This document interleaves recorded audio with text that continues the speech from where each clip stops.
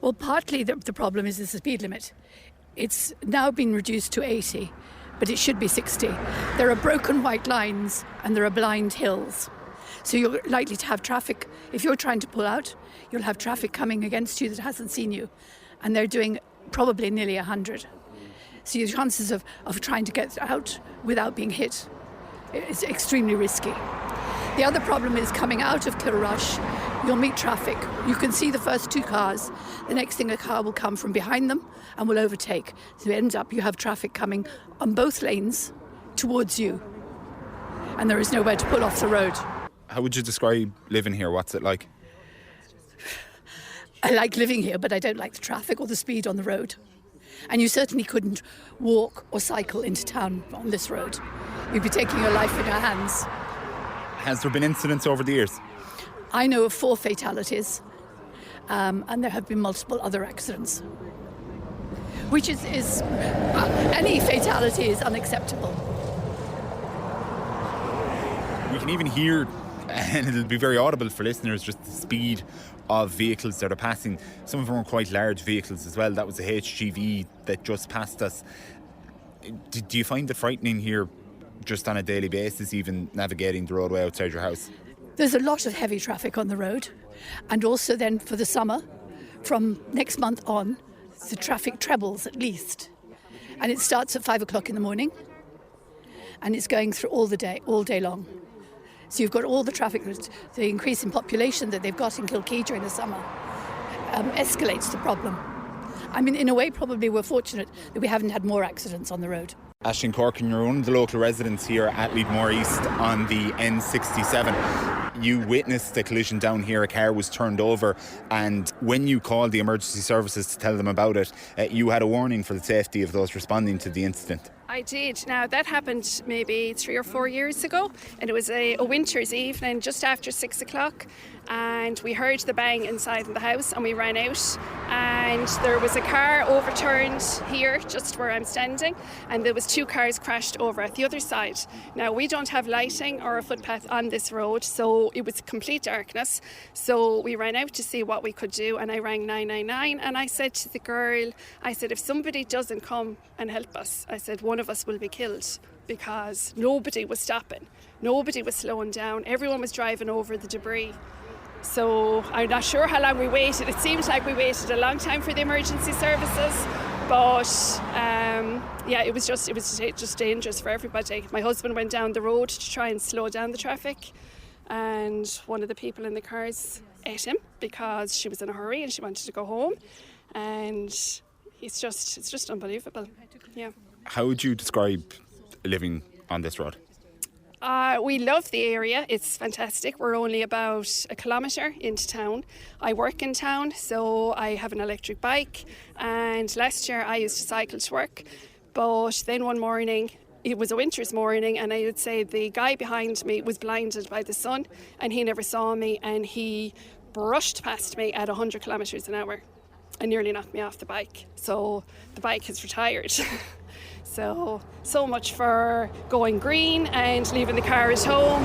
It's just not feasible when you're living on a road like this. Nobody wants to slow down. Lily De Silva, the most colourful name on Leadmore East, and arguably the most colourful story as well. You've been living here for the last 5 years, yes. And most interestingly, you've been doing that. You've been navigating these roads every single day without a vehicle. So I moved here during lockdown. I was working as a healthcare assistant, and my vehicle broke down, and I've not had the money to replace it, so I haven't been able to afford to run a car. Fortunately, I was able to get work on foot, and there is good public transport here, but as you know, we're about 2k out of Kilrush town, so you have to be able to walk the road to get into the bus or to get into work. So I spent 5 years walking up and down this road, and have nearly lost my life on a number of occasions, as you can imagine. You say you've nearly lost your life on a number of occasions. Could you talk us through some of them? So what generally happens here is, like, you've been standing here by the side of the road with us for quite a while, so you've seen the driver behaviour.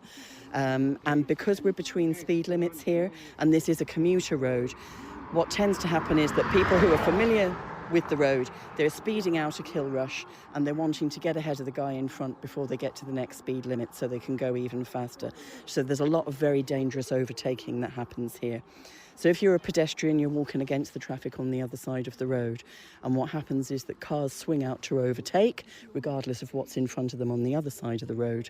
And they nearly hit me then, you know. I think the worst place that happens is coming out of Kilrush, when you're coming out of the 60k speed limit, which is just beside the entrance to the nursing home. And people love to overtake there and they'll swing right out into the entrance of the nursing home, regardless of the cars coming in and out or poor old me walking up the road on that side. So they brush against you, it's terrifying. Lily, I'd say in the last 20 seconds of our conversation alone, we got a flurry of cars there. The volume of traffic increased dramatically. Yeah. Is the volume of traffic or the speed of the traffic the biggest issue? It's both. It's both. So this is definitely a commuter road because obviously a lot of people in this area are having to travel a long way to access employment. So very early in the morning we get commuter traffic coming through here that's coming from as far as the Loop Head and heading out towards Ennis, Limerick. And then the reason that we've got, for instance, a build-up in traffic right now is we're just approaching school run time. So we're seeing the school run bump in traffic now. So there are times when there's a real solid volume. When there's a volume, it slows everybody down. When the road is clearer, that's when you get people like that. Do you reckon he's doing the speed limit? Not for me to say. Yeah. Do you know? I have to remain impartial. But Lily, if you could give a message to just anyone living around here, anyone that's going to be using this road, tourist or otherwise, what would it be? What, driving? I would say be more aware that you're visiting an area where people live or you're commuting through an area where people live. It might be unusual to see somebody walking on the road, but you've met the residents here. There are people driving in and out of here. There are people of all ages. We've got farms, healthcare facilities here. You don't know who's going to pull out of a driveway or out of a crossroads. Just slow down rather than hit someone that's coming out that you're not expecting to see. You never know who's going to be on the road ahead of you. John McInerney, you're living right across the road and we can see that the wall of your house has the scars to prove the dangers of living along the N67 here at Leadmore. Could you tell us what happened there? Yeah, so it was basically a car that was overtaken, and I guess when he was overtaken he figured he wasn't going to make it, so he went in and hit the wall basically and straight through it. Now the hedge at the time wasn't as strong as it is now. So, if there was anyone playing inside the lawn, they were dead, you know. Yeah. And look, that is quite an obstacle to hit. Was the motorist okay? There was a lot of damage to the vehicle, but the motorist did walk away from it, you know, so that was okay, but quite a lot of damage, and it's just the danger of it, like just the speed they come up there at and come over the hill, see a clear stretch, and then because there's a dip here as we see, that's what happens then. Something is coming and they just lose it, and that's it. The car has gone through the wall, basically, you know, so, yeah. We can see there's a serious amount of vehicles coming up and down here. We have vehicles towing livestock trailers on the back. We have a number of HGVs. We've even seen some food transport lorries, the likes of your Kerry Group lorries, with, I'd imagine, big loads of milk in the back. But outside of the speed, does the volume of traffic and the size of the vehicles coming up and down this road give you a bit of concern as a local resident? Yeah, it would, absolutely. I mean, like, we've stopped. I used to walk into Kilrush. I wouldn't do that anymore now because there's just too much traffic. The volume, you're correct. The volume, the size and the speed basically is just phenomenal at the moment here, you know. It's just crazy. And like, there is a lot of houses here, as you can see. A lot of people would walk in, cycle in, whatever, but you can't. You just can't. You're taking your life in your hands basically, you know. John, what sorts of measures would you like to see here? So basically, what we would like is a footpath, a lit footpath up to the town boundary, which is behind me there, as we discussed. Also, the speed limit as well, obviously, has to be brought down. It was brought down to 80, but as you can see by this, they're not doing 80 passing you out here, like, you know. So it definitely has to be brought down to 60, and the footpath with some lighting out as far as here, that's what we're looking for. You've about 15 residents outside their homes right now. That's how serious that they're taking it. Absolutely, yeah. They've been fighting their whole lives to get this fixed. When you think about that, like, do you lose faith that a solution will come someday? Yeah, we do lose faith. I mean, like I remember one conversation that was being had with an engineer saying, oh, it's just going to cost too much money, basically. And the figure he gave was about 150,000 or 180,000. I mean, what price do you put on a life is what I say, basically, you know. That's the way we look at it here. What price do you put on a life? Dolores Maguire, you're arguably the longest serving resident here on the N67 at Leadmore East. You're here 52 years. Has it always been this bad? You see, over the years, the traffic has increased. It's nearly impossible to get out of here with a dip on either side of the road any morning, and to turn in then. All they can see once they turn off in Kilrush is water. People are very anxious to go to the sea, but we are kind of handicapped. Could you tell us, Dolores, about the plethora of documents that you have in your hand there and the folder? What's in them and why are they important today? Well, you see, originally when we started looking for footpaths, we believed everything that we were being told, so there was no need. We felt there wasn't any need to keep any documentation. So I have documentation here. I started keeping them in 1984. Now, at one stage there, we got a letter stating that there was funding of 10,000 allocated. They got some workers to dig some footpaths down at the green area, but that was a waste of money, because all that happened was the grass grew in on it again. Anna Graney, not just for your own concern, I understand your daughter attends Brothers of Charity service that's actually just across the road. Yes, that's correct. She's part-time residential. What would you like to see to fix this? Well, I would like to see the speed limit come down to 60. I have to say the speed limit has come down to 80, but I was out the front the other day and a car came from Kilrush up to Kilkee like a rally driver. It was going so fast.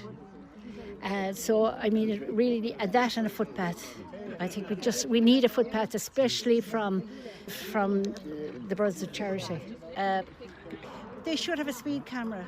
There should be a speed camera here. You see it in Lisicasey and different places. There should be a speed camera for definite here. Or even one of the adaptive signs that tells you your speed. Is that maybe what you're referring to? Yeah, more like in Lisicasey. That would be, and to make people more aware of the speed they're going. Sean Doyle, you've been living here for 15 years on Leadmore East on the N67. October last year, your daughter was unfortunately involved in an incident on this road. Yeah, she was rear-ended. She was taking a right turn in there to the farm, my brother-in-law's farm, and car just came along, wasn't paying attention. Don't know how fast they were going, but rear-ended her and rode off the car. Yeah, this is all about safety. It's all about people's safety. It's about people being able to conduct their lives day to day without having to worry about being hurt. Yeah, because people are speeding on the road or overtaking when they shouldn't be. You know, and all we're looking for is a footpath to town, a continuous white line, and some no overtaking signs to keep people safe. It just takes a lot of time to get things sorted with the relevant authorities, and it seems to be taking forever to get people to agree to things or to go through a process to get simple things done that will keep people safe in the area. As for your daughter, has she been hesitant now to go back out onto this road? Has it, I suppose, given her maybe a little bit of fear when she's driving? Yeah. It took her a good few weeks and months maybe to get back up to speed, with getting back in the car, because it did affect her, that she felt that she didn't have the confidence to get back in the car, And you've been living here for 15 years now, Sean, so depending on what you call your anniversary, that could be 2011, it could be maybe sometime later this year, but how have, obviously 2011 we're talking about very modern times as well. Have you seen the issue get worse since you moved in?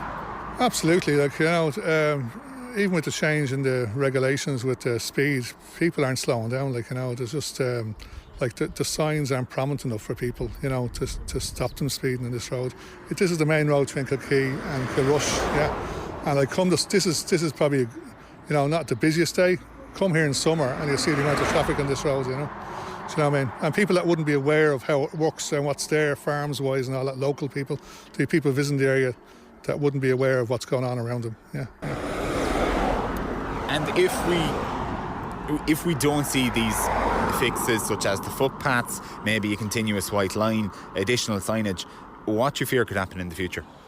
My fear is someone's going to get seriously hurt, like possibly killed, and that's, I don't know how that'll be reconciled when people are making it aware now that this is going on, and we're asking people, with the relevant authority to take action and do something that's going to make a big change and safety to ourselves here in this area. Obviously, Sean, any measures, even if the will is there to implement them, they will take some time.